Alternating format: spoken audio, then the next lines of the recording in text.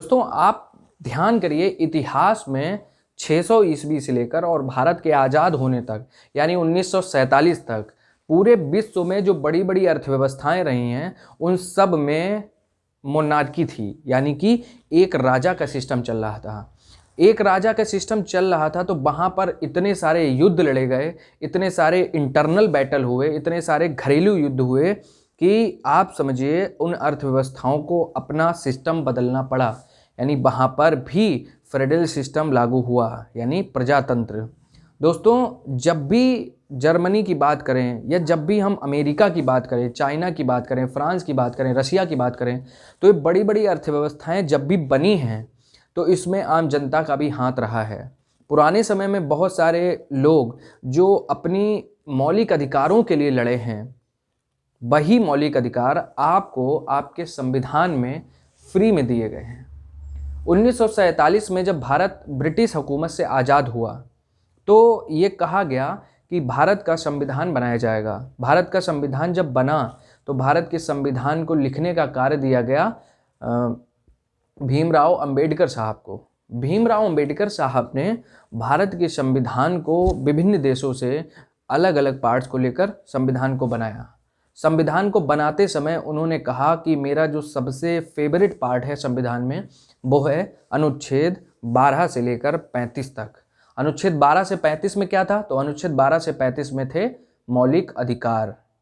पूरे विश्व में मौलिक अधिकारों के लिए हजारों लड़ाइयाँ लड़ी गई हैं, चाहे मोनार्की हो यानी कि राजा का सिस्टम हो, उसके बाद चाहे आप देखिए कि कुछ नेता हों, जैसे हिटलर देखिए, पहले तो प्रजातंत्र था, बाद में हिटलर ने अपने आप को घोषित कर दिया कि अब जो है इलेक्शन नहीं होंगे वहाँ पर जर्मनी में, लेकिन उसके बाद भी जनता ने विद्रोह किया। यानी जनता हमेशा से अपने मौलिक अधिकारों के लिए संविधान में टोटल 22 भाग हैं, 395 अनुच्छेद हैं। हर भाग में कुछ अनुच्छेद लिखे गए हैं। भाग 1 में 4 अनुच्छेद थे जिनको हम पहले ही डिस्कस कर चुके हैं।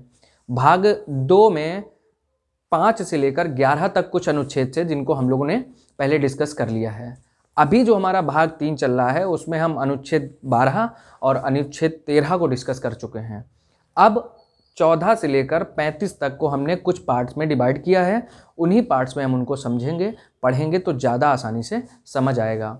मैं आपको एक गारंटी दिला रहा हूँ कि हमारे वीडियो की क्वालिटी भले थोड़ी अच्छी ख़राब हो सकती है, लेकिन हमारा कंटेंट सबसे अच्छा होगा, क्योंकि हमने लगभग 5-6 किताबों से गूगल बाबा की मदद लेकर पूरे के पूरे अच्छे नोट्स तैयार किए हैं जो आपको हर जगह फ़ायदा करेंगे। तो चलिए हम लोग शुरुआत करते हैं अनुच्छेद 14 से लेकर 18 तक। 14 से लेकर 18 तक क्या है? समता का अधिकार। देखिए जब संविधान बना तो संविधान में आपने देखा होगा हर तरीके के अधिकार दिए गए हैं। इसमें एक अधिकार आता है समता का। समता के अधिकार के लिए अनुच्छेद 14 से लेकर 18 तक, 14, 15, 16, 17 और 18 इतने अनुच्छेद रखे गए हैं। एक एक अनुच्छेद को हम लोग समझेंगे और एक एक अनुच्छेद को समझने के बाद आपको पता चलेगा कि आपके संविधान में क्या लिखा है। तो चलिए स्टार्ट करते हैं अनुच्छेद 14 से। दोस्तों भारत के संविधान में अनुच्छेद 14 में लिखा है कि भारत राज्य क्षेत्र में किसी व्यक्ति को विधि के समक्ष समता अथवा विधियों के समान संरक्षण से राज्य वंचित नहीं करेगा। यानी कि ऐसा नहीं है कि आप किसी एक बड़े तबके के इंसान को संविधान की सारी सहूलियतों ज़रूरतों से प्रेरित करें तथा एक गरीब इंसान को आप वंचित माने, यानी कि उसको राज्य में जो भी फैसिलिटी दे रहे हैं वो ना दें। संविधान आपको इस चीज़ के लिए प्रेरित नहीं करता। संविधान जब बना तो 2 वाक्यों को अलग अलग करके लिखा गया, बाद में इन 2 वाक्यों को व्याख्यात भी किया गया, क्योंकि संविधान के 14वें अनुच्छेद में इन वाक्यों को अलग अलग व्याख्या करना भी बहुत ज़रूरी था। तो चलिए हम लोग बात करते हैं। सबसे पहले 2 सेंटेंस है हमारे पास। पहला सेंटेंस क्या है? विधि के समान, विधि के समक्ष समता। तो जो विधि के समक्ष क्षमता है, ये जो क्लॉज था, ये क्लॉज भीमराव अंबेडकर साहब ने ब्रिटेन के संविधान से लिया, क्योंकि ब्रिटिश संविधान था। देखिए ब्रिटिश संविधान कभी कंपाइल नहीं हो पाया, उसके रूलिंग अलग अलग हैं और अलग अलग ही उसके रूलिंग चलते हैं। उसमें एक शब्द लिखा था विधि के समक्ष क्षमता। तो इसको इन्होंने व्याख्या किया, और व्याख्या करने के साथ पहले हम लिख देते हैं कि इसको लिया गया है ब्रिटिश के संविधान से, ब्रिटिश संविधान से। अब जो ये शब्द है इसको व्याख्या किस तरीके से किया गया, तो इसको व्याख्या किया गया किसी व्यक्ति के पक्ष में विशेष अधिकार ना दिए जाएं, अधिकार ना दिए जाएं।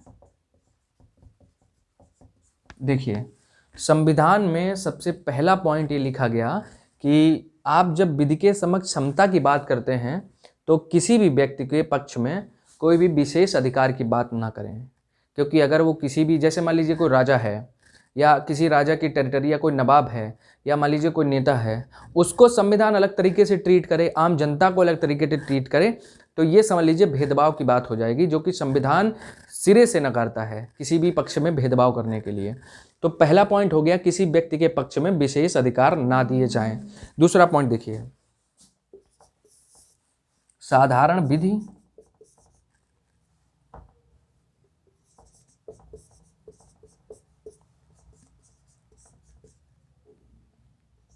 विधि या साधारण न्यायालय के तहत सभी व्यक्ति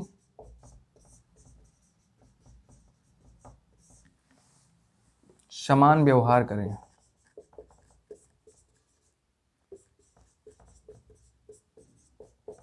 चलिए दूसरा पॉइंट देखिए, सबसे पहला बात इन्होंने कही कि कोई भी व्यक्ति है, चाहे वो कितना भी बड़ा अमीर हो, चाहे कितना भी बड़ा गरीब हो, सबको इक्वल माना जाएगा। दूसरी बात इन्होंने कहा कि जो न्यायालय है या जो कोई नियम बनाए हैं, राज्य सरकार कोई नियम बनाता है तो सबके लिए वो समान होने चाहिए। ऐसा नहीं है किसी एक पक्ष को, किसी एक धर्म जाति को वो नियम मतलब उसके लिए कंपनसेशन मिल जाए, उसके लिए छूट मिल जाए, ऐसा कुछ नहीं होना चाहिए। इसमें तीसरी बात जो कही गई, तीसरी बात, कोई व्यक्ति अमीर हो या गरीब हो, गरीब हो,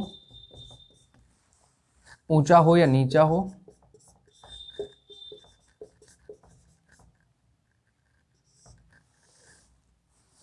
अधिकारी हो या गैर अधिकारी हो, अधिकारी या गैर अधिकारी,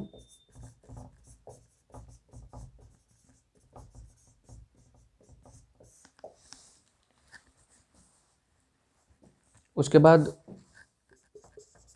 विधि के ऊपर नहीं होगा, नहीं होगा।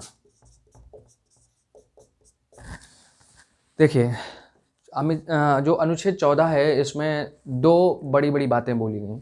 सबसे पहली बात बोली गई कि विधि के समक्ष क्षमता का व्यवहार होना चाहिए। दूसरी बात बोली गई विधियों के समान संरक्षण मिलना चाहिए।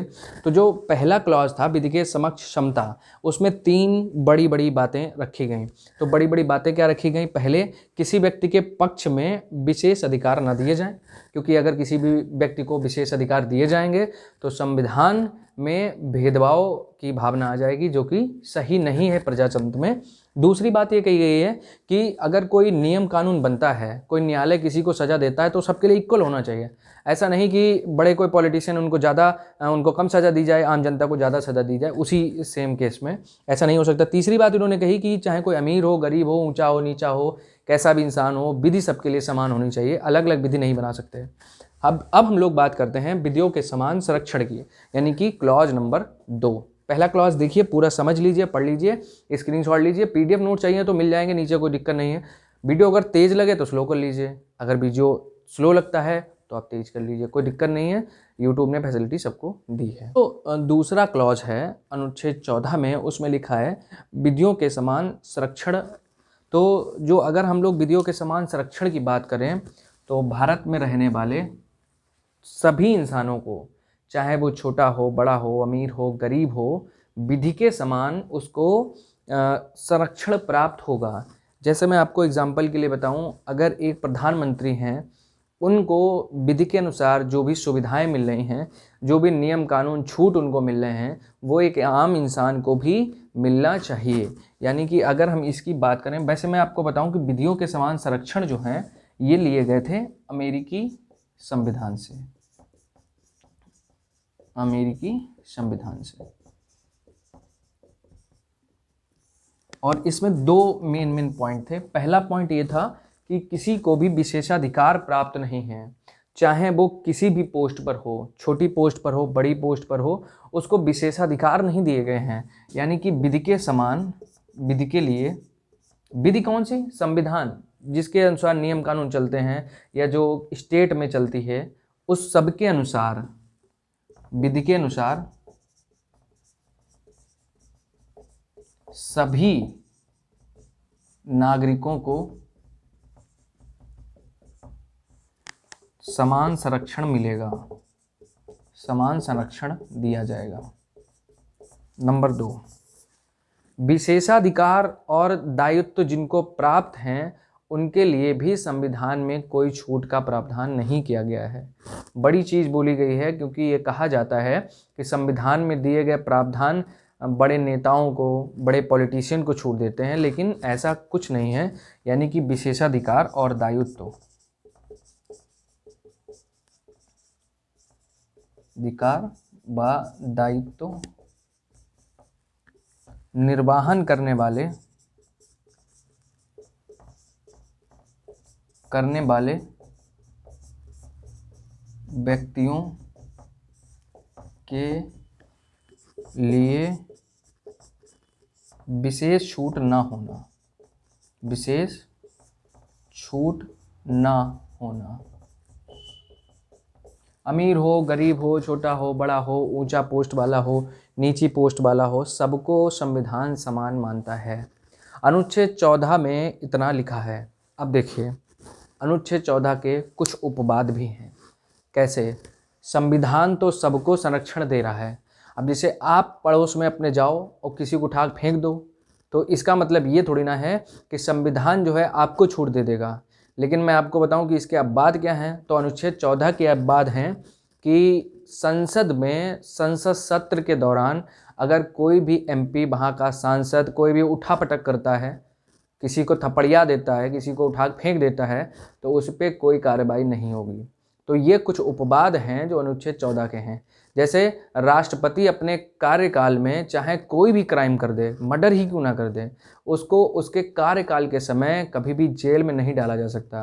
राज्यपाल हो, राष्ट्रपति हो, इनको इन नियमों में छूट दी गई है। तो हम लोग बात करेंगे कि अनुच्छेद 14 के जो नियम हैं, उन नियमों से किनको छूट दी गई है। तो अनुच्छेद 14 के अपवाद क्या क्या हैं? दोस्तों, अनुच्छेद 14 जो है, इसके अपवाद क्या क्या हैं, चलिए उन लोग की बात करते हैं। देखिए, अनुच्छेद 14 में क्या लिखा है कि भारत के नागरिकों को समान संरक्षण दिया जाएगा, विधियों के समान संरक्षण मिलेगा, विधियों के जो समक्ष क्षमता का व्यवहार किया जाएगा।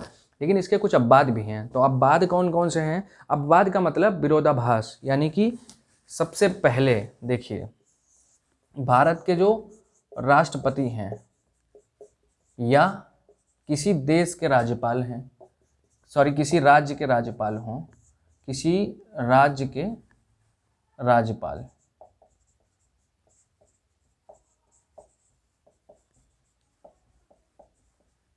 इन दो लोग का नाम देख लीजिए, एक तो राष्ट्रपति और दूसरे राज्यपाल साहब। ये इन दोनों को भारतीय संविधान में कुछ छूट दी गई हैं अनुच्छेद 14 के विपरीत, जो कि अनुच्छेद 361 में लिखी गई हैं, अनुच्छेद 361 में। और कहा गया है कि अनुच्छेद 14 इन लोगों पर नहीं लागू होगा। एग्जाम्पल मैं आपको समझाता हूँ। सबसे पहले, राष्ट्रपति अपने पूरे कार्यकाल में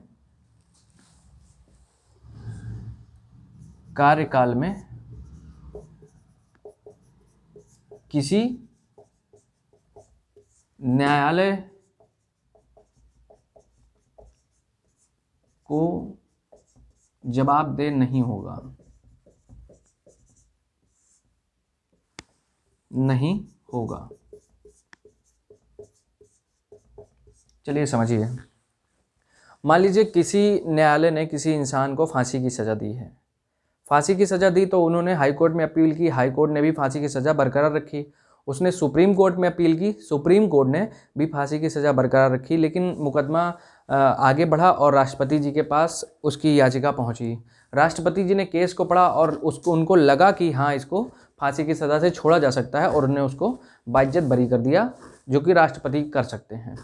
बाइज्जत जब बरी कर दिया या सज़ा कम कर दी, तो ऐसा नहीं है कि सुप्रीम कोर्ट उन पर कोई ऑब्जेक्शन करे कि भैया हमने तो दी थी फांसी की सज़ा, तुमने काहे कम कर दी। तो ऐसा आप नहीं कर सकते, यानी कि आप किसी भी न्यायालय को जवाब दे नहीं हैं, चाहे राज्यपाल हो चाहे राष्ट्रपति हो। दूसरी बात, इन पे कोई भी दांडिक कार्रवाई नहीं होगी, कार्रवाई नहीं होगी। राष्ट्रपति साहब कहीं जा रहे थे, रास्ते में किसी आदमी को ठोक दिया तो वो मर गया तो सुप्रीम कोर्ट में मुकदमा पहुंचा, और सुप्रीम कोर्ट में मुकदमा पहुंचने के बाद ये पता चला कि राष्ट्रपति साहब खुद ही गाड़ी चला रहे थे, तब भी राष्ट्रपति को कोई भी दंडिक कार्रवाई नहीं होगी का मतलब दंड नहीं दिया जा सकता, उन पे कोई भी क्रिमिनल केस नहीं किया जा सकता। तीसरी बात, राष्ट्रपति साहब के कार्यकाल के समय, 5 साल के कार्यकाल के समय उनको गिरफ्तार नहीं किया जा सकता, गिरफ्तार या कारावास नहीं हो सकता, नहीं हो सकता। देखिए, राष्ट्रपति साहब हों, राज्यपाल साहब हों, इनको ये 3 छूटें दी गई हैं, जो कि सबको तो नहीं मिलनी चाहिए भाई। अनुच्छेद 14 क्या कहता है कि सभी इंसान बराबर होने चाहिए, लेकिन ये इनको कुछ विशेषाधिकार दिए गए हैं संविधान में, राष्ट्रपति साहब को और राज्यपाल साहब को। अब देखिए, सबसे पहला पॉइंट था राष्ट्रपति साहब और राज्यपाल। दूसरा पॉइंट है हमारा, इसी के अनुसार दूसरा पॉइंट है संसद सदस्य। जो भी इंसान मेंबर ऑफ पार्लियामेंट है, यानी एमपी है, यानी संसद का सदस्य है, चाहे वो मंत्री हो किसी भी सरकार में, या लोकसभा अध्यक्ष हो, या उपराष्ट्रपति हो, कोई भी हो, राज्यसभा सांसद हो, लोकसभा सांसद हो, कोई भी हो, राज्यसभा सांसद हो, लोकसभा सांसद हो, संसद के समय, संसद सत्र के समय या किसी समिति पर भाषण देने के समय अगर उठापटक हो जाती है, एक दूसरे को थपड़िया देते हैं, तो उनके भी पर कोई कार्रवाई नहीं होगी।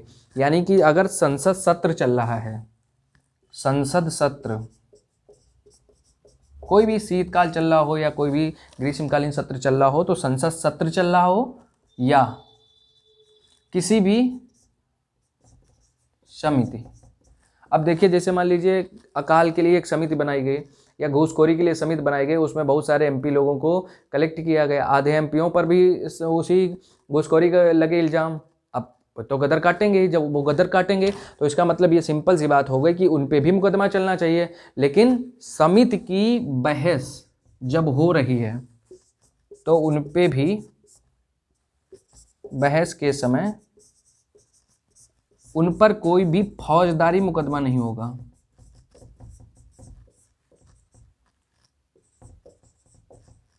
मुकदमा नहीं होगा। उनको भी अनुच्छेद 14 में छूट दी गई है, नहीं होगा। और ये लिखा गया है अनुच्छेद 105 में संविधान के। अपवाद में क्या क्या आपने समझा, तो अपवाद में आपने ये समझा कि राष्ट्रपति हों, राज्यपाल साहब हों, किसी भी न्यायालय को जवाब नहीं देंगे, दंडिक कार्रवाई नहीं हो सकती, उनको गिरफ्तार नहीं किया जा सकता, कारावास नहीं दिया जा सकता। कब? जब वो अपने कार्यकाल में हैं। बाद में पकड़ के उठा लो, जेल में डाल दो, अलग बात है, उस समय नहीं कर सकते। संसद सदस्य जितने हैं, संसद सत्र के समय समिति चल रही हो तब भी आप उनको पकड़ नहीं सकते, बाद में उठा के लपड़िया दो, वो अलग बात है। इसे बहुत देखा होगा आपने, 5 साल बाद उनकी कोई किसी भी समिति के समय पर उन्होंने घूसखोरी की थी तो 5 साल बाद पकड़े गए, तो वो सब हो सकता है, उस समय नहीं हो सकता। उस समय जो उठापटक करें उसके लिए कोई दिक्कत नहीं। एक और पॉइंट, तीसरा,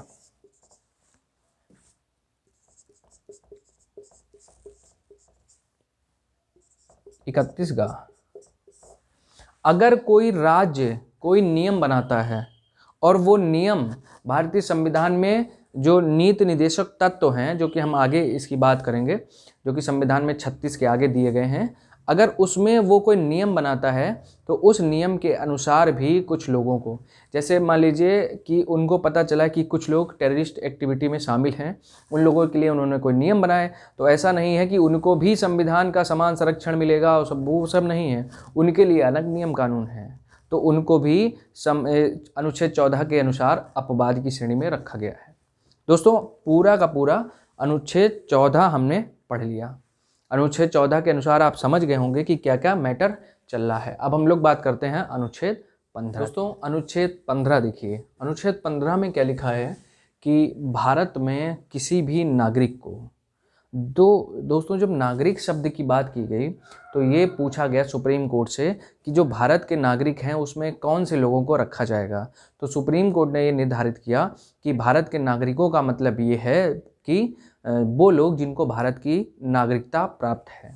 तो दोस्तों इसमें लिखा है कि किसी भी भारत के नागरिक को उसके धर्म के अनुसार, यानी कि वो हिंदू धर्म मानता हो, सिख धर्म मानता हो, पारसी धर्म मानता हो, मुस्लिम धर्म मानता हो, उसके अनुसार, मूल वंश के अनुसार, जाति के अनुसार, लिंग के अनुसार, जन्म स्थान के अनुसार पर विभेद नहीं करेंगे। यानी कि भेदभाव को रोकने के लिए संविधान में अनुच्छेद 15 लिखा गया।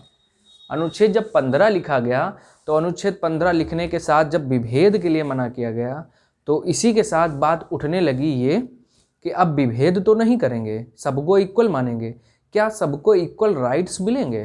तो इक्वल राइट्स की जब बात आई तो जो पिछड़े वर्ग थे उन पिछड़े वर्गों के लिए निर्धारित किया गया कि इनको भी उठाने के लिए, उत्थान करने के लिए सभी प्रकार की जातियां जो कि उस समय अच्छी जातियां बोली जाती हैं, जो अच्छी कैटेगरी में आती हैं, वो सब लोग काम करेंगे और कुछ तरीके से उनको छूट प्रदान की जाएगी। दोस्तों अनुच्छेद 15 में भाग 1 लिखा गया, भाग 2 लिखे गए, भाग 3 लिखा गया, लेकिन समय के अनुसार जब जरूरत पड़ी तो भाग 4, 5, 6 को संविधान में संशोधन कर कर भी जोड़ा गया और जो पिछले वर्ग हैं, जो अनुसूचित जनजातियां हैं, उनको कुछ अधिकार दिए गए। हम लोग 15 में जो भी 6 अनुच्छेद में इसको भाग में बांटा गया, हम लोग उन सब की बात करेंगे। तो सबसे पहले भाग 1 में, यानी इसका जो खंड 1 है अनुच्छेद 15 में, खंड पहला, इस खंड में ये लिखा गया है कि वो इंसान जो केवल भारत का नागरिक हो, केवल भारत का नागरिक,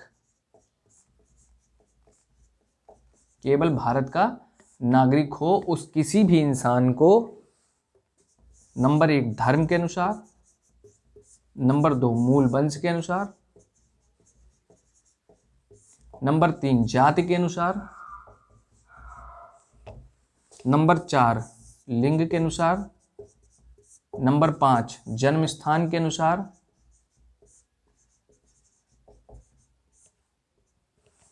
जन्म स्थान के अनुसार आप उनमें डाइवर्सिफाई नहीं करेंगे, यानी उनमें मतभेद नहीं होना चाहिए।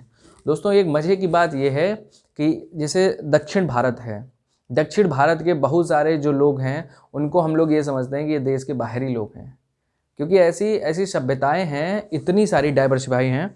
जवाहरलाल नेहरू ने एक बुक लिखी है unity and diversity of India, तो उस बुक में उन्होंने बताया है कि कैसे हमारा देश अलग अलग सभ्यताओं को लेकर बना है, अलग अलग भाषाओं को लेकर बना है, और फिर भी हम लोग यूनाइट हैं, एक हैं।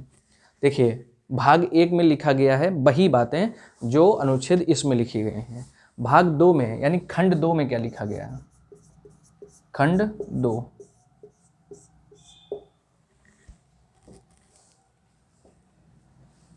हुआ ये कि एक बार क्या हुआ, उस समय जो भीमराव अंबेडकर साहब थे, तो भीमराव अंबेडकर साहब को ये पता चला कि जो बड़े तबके के लोग हैं, ऊंचे तबके के लोग हैं, वो नीची जाति वालों को, जो निम्न जातियां हैं, हरिजन लोग हैं, उनको होटलों में, दुकानों में सामान खरीदने के लिए मना कर रहे हैं, कुओं में पानी पीने के लिए मना कर रहे हैं, ये भीमराव अंबेडकर साहब ने खुद झेला था। इसीलिए उनको ये पता चला था कि ये बहुत बड़ा एक मुद्दा है, अगर इसको संविधान में जगह मिलेगी तो ये बहुत बड़ा इशू सॉल्व हो जाएगा। तो इसलिए उन्होंने दूसरे भाग में लिखा कि यही धर्म, मूलवंश, जाति, लिंग, जन्म स्थान, इन पांचों चीज़ों को देखने के बाद ऐसा कोई नहीं कहेगा कि इनको नंबर 1 होटलों में, नंबर 2 मनोरंजन स्थलों में,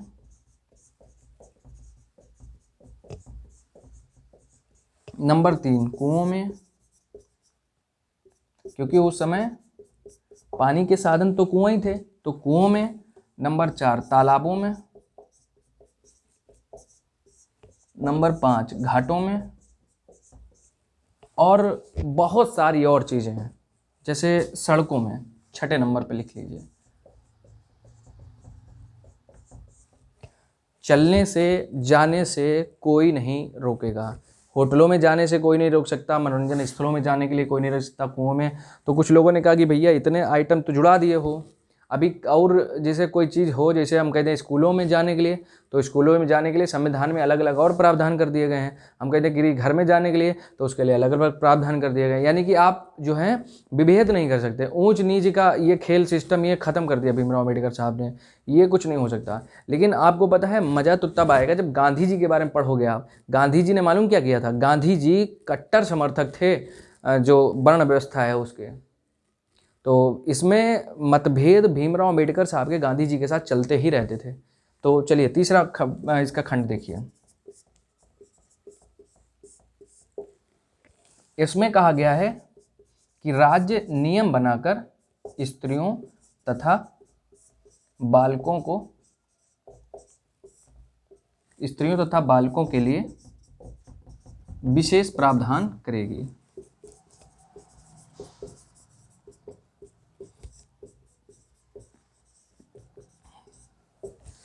खंड 3 में कहा गया कि भारत में रहने वाले जितने भी नागरिक हैं, उसमें स्त्री हो या छोटे बच्चे हों, उनके लिए आप प्रावधान अलग से करेंगे। जैसे मुफ्त शिक्षा मिलनी चाहिए छोटे बच्चों को, उनकी ऊंची पढ़ाई के लिए उनको मुफ्त शिक्षा मिलनी चाहिए, किताबें मुफ्त मिलनी चाहिए, ये सब व्यवस्थाएं इन्होंने बताई। स्त्रियों को कुछ अधिकार मिलने चाहिए, ये सब बातें भी संविधान में लिख दी गई। 3 पार्ट ये हो गए। अब हम लोग बात करते हैं कि संविधान में जो इसके 4, 5, 6 3 और पार्ट जो संविधान में संशोधन करके जोड़े गए थे वो क्या। दोस्तों, भारत का संविधान 26 जनवरी 1950 को लागू हुआ था। भारत का संविधान लागू होने के 1 साल बाद ही ऐसा क्या हुआ कि जवाहरलाल नेहरू साहब जो उस समय के प्रधानमंत्री थे, उनको बहुत बड़े पैमाने पर संविधान में परिवर्तन करना पड़ा, संविधान में संशोधन करना पड़ा। दोस्तों, हम लोग बात कर रहे हैं अनुच्छेद 15 में जो संशोधन किया गया, यानी भारतीय संविधान के पहले संशोधन के बारे में। तो भारतीय संविधान का जो पहला संशोधन हुआ तो उसमें बहुत सारे प्रावधानों को बदला गया। अनुच्छेद 85, 87, 103, 105, 109, 19 और 15, इनमें सब में संशोधन किए गए। और 15 में संशोधन करने के साथ 15 में खंड 4 जोड़ा गया। तो खंड 4 में क्या जोड़ा गया वो देखिए। अनुच्छेद 15 खंड 4।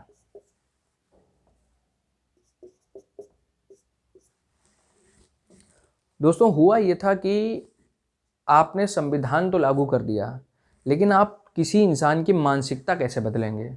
संविधान लागू हो गया लेकिन मानसिकता तो पुरानी ही थी। मद्रास में एक केस आया जो कि केस बहुत बड़ा केस था। उसमें क्या हुआ कि मद्रास के लोगों ने अपनी यूनिवर्सिटी में, अपने विद्यालयों में पिछड़ी जाति को लोगों को एडमिशन देना या उनको पढ़ाने से मना कर दिया। इसीलिए जवाहरलाल नेहरू को संशोधन में ये भी शामिल करना पड़ा और उन्होंने 15 के 4 पार्ट में क्या लिखा कि जो पिछड़े वर्ग हैं, पिछड़े वर्ग, उनकी शिक्षा तथा आर्थिक मदद के लिए राज्य नियम बनाएगा। नियम बनाएगा तथा उनको अधिकार देगा। अनुच्छेद 15 के खंड 4 से शुरू होता है आरक्षण देने का खेल। आरक्षण एक इतना बड़ा मुद्दा है कि इस पे लगभग 1 घंटे का एक सेपरेट वीडियो बनेगा। मैंने नोट्स तैयार कर लिए हैं, मैं इस पे जल्दी से जल्दी आपके लिए वीडियो लाना चाह रहा हूं, क्योंकि मैं ये चाहता हूं कि जब आप आरक्षण समझें तो आरक्षण में लगभग जितने भी अनुच्छेद आते हैं वो समझें, नियम क्या क्या है वो समझें, सुप्रीम कोर्ट क्या क्या कहता है वो सब समझें। यानी कि जब आरक्षण का आप टॉपिक पढ़ें तो आपसे कुछ भी छूटे ना। कुछ लोग आरक्षण को अच्छा मानते हैं, कुछ लोग बुरा मानते हैं। हम लोग हवा हवाई में बात नहीं करेंगे, हम लोग सब फैक्ट बात करेंगे।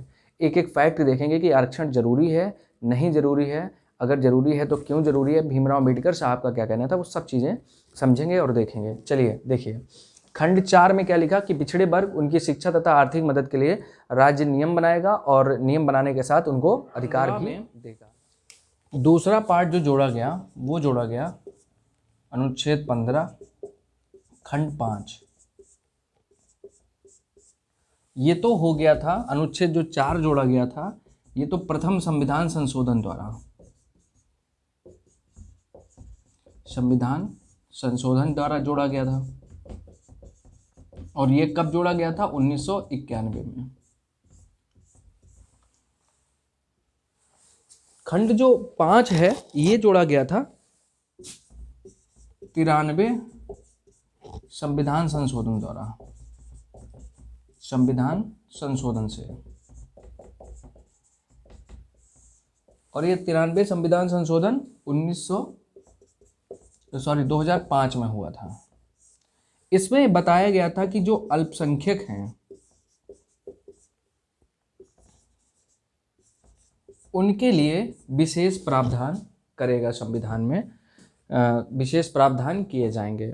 उसके बाद देखिए अनुच्छेद 15 खंड 6 ये कब जोड़ा गया था? तो ये 2019 में जोड़ा गया था और 103वां संविधान संशोधन हुआ था, संविधान संशोधन।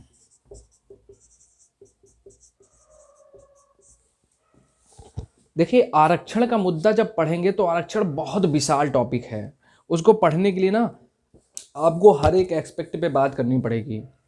2019 में क्या हुआ, नरेंद्र मोदी जी की सरकार थी, उन्होंने जैसे आपको पता है कि ओबीसी को आरक्षण दिया गया 27%, उसके बाद SC ST को 22.5% आरक्षण दिया गया। ऐसे ही आरक्षण की सीरीज में सुप्रीम कोर्ट ने ये नियम लगा दिया कि आरक्षण दे तो रहे हो लेकिन 50% से ज़्यादा आरक्षण आप किसी को नहीं दोगे।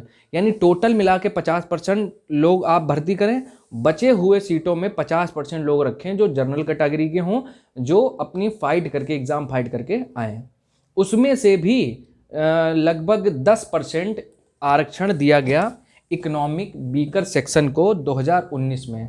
तो EWS को आरक्षण 2019 में दिया गया कितना? 10%। अब देखिए EWS एक कैटेगरी निकाल दी गई, उसके लिए अलग प्रावधान बना दिए गए। अभी हम लोग बात करेंगे अनुच्छेद 16 जब पढ़ेंगे तब। तो ये नियम कुछ बनाए गए, ये नियम आप लोग पढ़ेंगे तो 15वें अनुच्छेद में आपको पूरा समझ में आएगा कि आरक्षण का खेल अनुच्छेद 15 व अनुच्छेद 16 में शुरू होता है और ये लंबा चलता है। दोस्तों 2019 में नरेंद्र मोदी जी ने EWS, सभी EWS में जो भी लोग आते हैं उनको आरक्षण दिया। बहस का मुद्दा बहुत तगड़ा हो गया, बहुत सारी पार्टियां आ गई बैकफुट पे कि जनरल कैटेगरी है, EWS वाले हैं, आरक्षण दें कि ना दें। तो चलिए हम लोग पहले 2 चार्ट की बात कर लेते हैं। 2019 से पहले का चार्ट है ये, यानी कि ये चार्ट 2019 से पहले। 2019 से पहले क्या हुआ था? सुप्रीम कोर्ट ने गाइडलाइन जारी कर दी कि आप आरक्षण किसी को भी दें, लेकिन आरक्षण जो है ना वो 50% से ज़्यादा नहीं होना चाहिए। तो क्या किया गया? आरक्षण इस प्रकार दिया गया, देखिए ये हो गया 50%, यानी इसमें सभी कैटेगरीज हैं जो भी कम्पिटिटिव एग्जाम में या जो भी किसी विश्वविद्यालय में पढ़ने चाह रहे हैं वो ओपन कंपटीशन करेंगे, और ओपन कंपटीशन में जिसको सीट मिलेगी वो इन 50% में आएंगे। अब देखिए आरक्षण 27% ये दिया गया OBC को, 22.5% ये दिया गया SC ST को। इन दोनों को अगर मिलाएं हम 27 और 22.5 को तो टोटल कितना बनता है 49.5। सुप्रीम कोर्ट ने कहा कि ये तो 5 आरक्षित ही है, 50 पहले से ही आरक्षित है। सुप्रीम कोर्ट ने कहा कि आरक्षण आप देंगे सिर्फ 50%, ओपन रखेंगे, 50% आरक्षण दीजिए। 50% इधर था, 50 में से 49.5 आरक्षण दे दिया गया, तो इतनी कोई दिक्कत नहीं थी क्योंकि सुप्रीम कोर्ट की गाइडलाइन थी। अब देखिए क्या प्रारूप बनता है। अब प्रारूप कुछ ऐसा बनता है कि ये और ये हो गया इतना, इधर आ जाइए ऐसे, ये हो गया 27%, किसको मिला OBC को आरक्षण। ये हो गया 22.5%, किसको मिला SC और ST को। ये हो गया 10%, किसको मिला EWS इकोनॉमिक वीकर सेक्शन। अभी दोस्तों हम लोग बात करते हैं कि कौन कौन सी गाइडलाइन निर्धारित की गई इकोनॉमिक वीकर सेक्शन में आने के लिए। पहले हम लोग बात कर लेते हैं इन सब को जोड़े, इन सब को, तो ये बनता है 59.5%। सुप्रीम कोर्ट ने क्या कहा 50% से ज़्यादा ना हो, इन्होंने दे दिया 60% लगभग। अब क्या करें, अब तो मैटर फंस गया। इधर कितना बचा 40.5, ये ओपन रखा गया इतना। देखिए है ना मजे की बात। पहले प्रारूप ये था, 2019 के बाद ग्राफ कुछ इस तरीके का बना। ग्राफ में क्या, तो अभी देखिए ये ग्राफ आप लोगों ने देख लिया होगा। अब समझिए कि जो EWS वाले हैं उनको जो सुविधाएं दी गई तो उनके लिए क्या क्या नियम निर्धारित किए गए। तो सबसे पहला नियम कि उनकी संपत्ति टोटल कुल मिला के 6 लाख से ज़्यादा ना हो, अधिक ना हो। दूसरा पॉइंट, उनके पास 1000 स्क्वायर फीट का यानी कि 100 गज का या 1000 स्क्वायर फीट का वर्ग मीटर का कोई भी प्लाट ना हो। नंबर 2, तीसरा पॉइंट, शहर में, गांव में या देश विदेश में, देश में कहीं या विदेश में, जो टोटल संपत्ति है वो 6 लाख के अंदर होनी चाहिए। चौथा पॉइंट, माँ बाप बच्चे सबकी संपत्ति इसमें जोड़ी जाएगी। ये आते हैं वीकर सेक्शन में, इकोनॉमिक वीकर सेक्शन में। यानी कि जो जर्नल लोग हैं उसमें से अगर जो 6 लाख के अंदर आते हैं तो वो भी 10% आरक्षण का लाभ ले सकते हैं। ये देखिए 2019 से पहले का ग्राफ कुछ इस तरीके से था। सुप्रीम कोर्ट ने कहा था कि 50% रखो ओपन कंपटीशन के लिए, 50% आरक्षण दो, तो 49.5% आरक्षण दे दिया गया।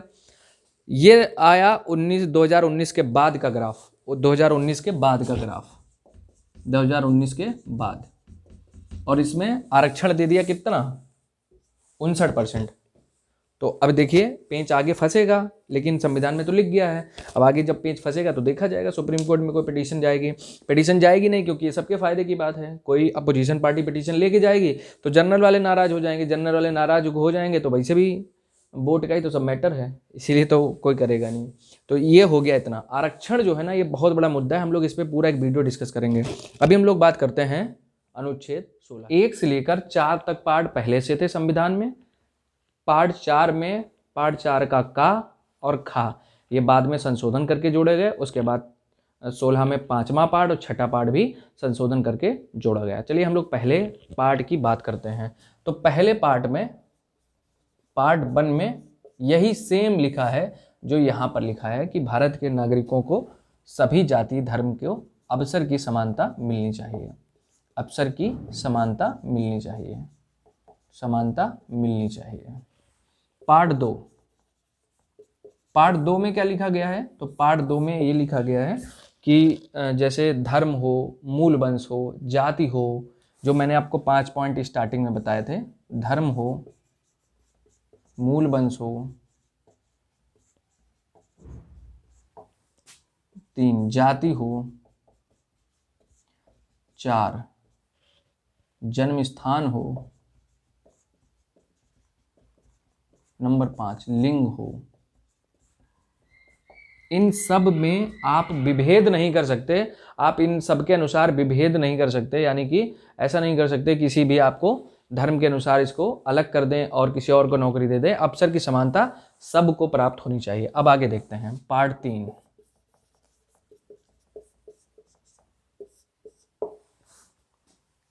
पार्ट 3 जो है ये संसद को शक्ति देता है कि आप जो है ना,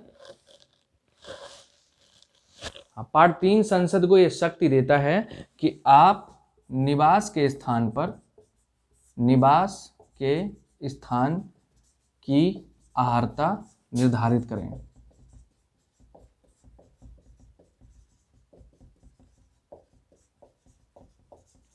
कोई इंसान है, भारत का नागरिक है, टेररिस्ट एक्टिविटी में पकड़ा गया है, अब उसे कहो कि भैया उसे नौकरी में अफसर की समानता दी जाए, तो ये तो नियम के कानून के खिलाफ होना चाहिए। तो इसीलिए संसद को बता दिया गया कि आप जो हैं कोई नियम बनाएं कि लोग जो रहते हैं उनमें किस तरीके के लोगों को अफसर की समानता प्रदान की जाएगी। अभी देखिए पार्ट 4।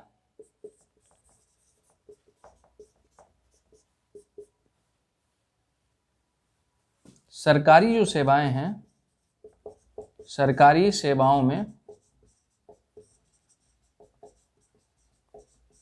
पिछड़े वर्ग को आरक्षण मिलना चाहिए,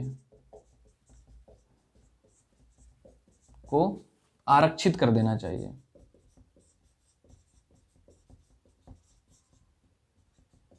पिछड़े वर्ग के लिए आरक्षण सरकारी सेवाओं में देना चाहिए, ये इन्होंने बताया, जो कि हम लोग अनुच्छेद 15 में पहले से बात कर चुके हैं।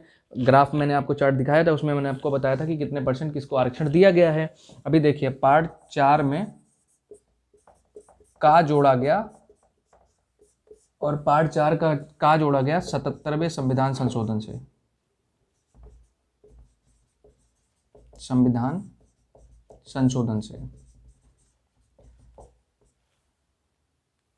और इसमें कहा गया कि जो लोग अनुसूचित जनजाति के हैं, अनुसूचित जनजाति के लोगों को नौकरियों में आरक्षण मिलना चाहिए। ये 4 के का में बाद में संशोधन 77वें संविधान संशोधन के बाद जोड़ा गया। और ये जोड़ा कब गया, तो ये जोड़ा गया था 1995 में। अब देखिए पार्ट 4 और खा। पार्ट 4 के खा को लिखा गया था 81वें संविधान संशोधन द्वारा, और ये जोड़ा गया था 2000 में। और ये कहा गया था कि जो ओबीसी हैं इनको 27% आरक्षण मिलना चाहिए। दोस्तों आरक्षण के लिए एक मंडल आयोग बनाया गया था जिसने ओबीसी में 27% आरक्षण देने की बात कही। उन्होंने लगभग 3274 या 54 ऐसे कुछ हैं जनजातियों को और जातियों का अध्ययन किया। अध्ययन करने के बाद उन्होंने आरक्षण देने की बात की। जब हम आरक्षण का वीडियो पढ़ेंगे तो उसमें हम लोग मंडल आयोग की भी बात करेंगे, ठीक है। तो ये हो गया 4 के खा तक। अभी हम लोग 5 और 6 इनकी बात करते हैं। पार्ट 5 देखिए 16 में जो पार्ट 5 है इसमें ये लिखा है कि धार्मिक पदों के लिए धर्म संबंधी योग्यता होनी चाहिए। धार्मिक पदों के लिए धर्म संबंधी योग्यता होनी चाहिए, योग्यता होनी चाहिए।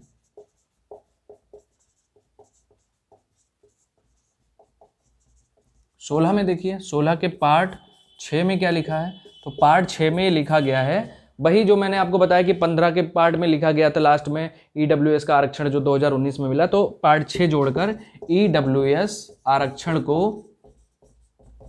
आरक्षण को दिया गया। अभी जो आरक्षण का सिनेरियो है वो किस तरीके से है, देखिए जनरल कैटेगरी जो 6 लाख रुपया से ऊपर आते हैं वो रखे गए हैं 40.5, यानी ओपन कंपटीशन, कोई भी इंसान इसमें कम्पिटिटिव एग्जाम में पार्ट लेकर इसमें घुस सकता है। उसके बाद दूसरे नंबर पर आइए ओबीसी, 27% आरक्षण दिया गया ओबीसी वालों को।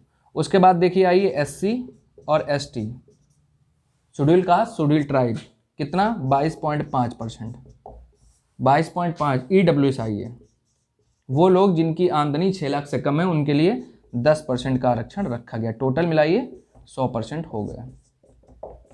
ये खाली जगह है, ये है ओपन प्लेस, यानी इसमें आप भाग दौड़ कर सकते हैं। ये तो आरक्षित हो गई पहले से ही, ये इन्होंने पार्ट 6 में बताया।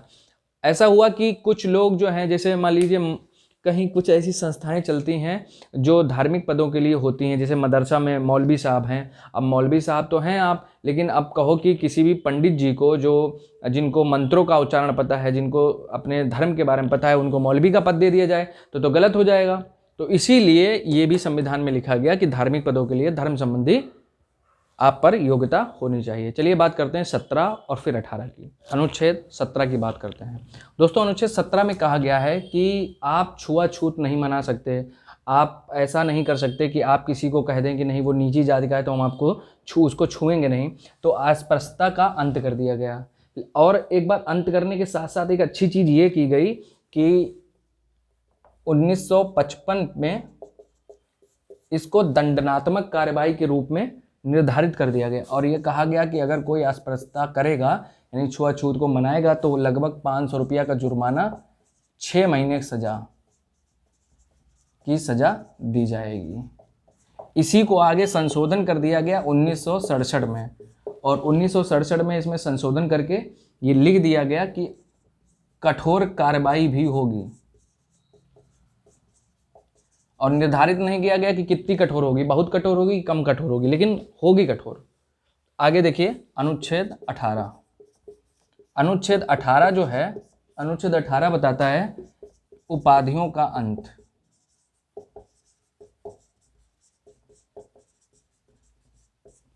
अब जैसे मान लो रहते हो हिंदुस्तान में, गाते हो पाकिस्तान का, पाकिस्तान से तुमको कोई उपाधि मिल गई तो वहां पर क्या होगा, आपको असंवैधानिक घोषित कर दिया जाएगा और आपके ऊपर कार्रवाई भी हो सकती है। तो अनुच्छेद 18 में जितने भी उपाधियां मिलने हैं उनको सबको अंत कर दिया गया। और ये कहा गया कि आप विदेशों से प्राप्त उपाधियां नहीं ले सकते, विदेशी उपाधियां प्राप्त नहीं कर सकते।